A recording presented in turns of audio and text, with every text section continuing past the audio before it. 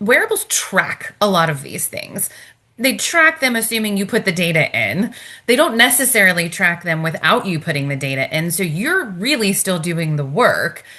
And then I don't know that they use their interpretive data skills as much as they could to help you figure out the correlations that would lead to behavior change. So, great example. My husband Hmm. has been monitoring his blood pressure lately just using a simple blood pressure cuff because his blood pressure, his systolic pressure has been in the 130s.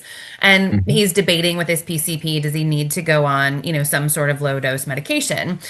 And he's been tracking that in a notes app on his phone, not in a tracker, not in a fancy app, right? And what he noticed is that the nights he went to jujitsu, the next morning his blood pressure, his systolic pressure was in the 120s. Mm. And so just by monitoring it and making his own correlation, he's able to sort of figure out this is stress, this is exercise, this is cardio, right? And so how do I then take that knowledge and make a behavior change, right? Do something differently so that I don't need to go on a medication. I can clearly get my blood pressure where it needs to be by doing exercise, shocker. But Right. he needed to make that correlation. And I think that's for me where the wearables are falling down. If I'm paying you $40 a month in a subscription fee, why isn't a wearable making that connection for me?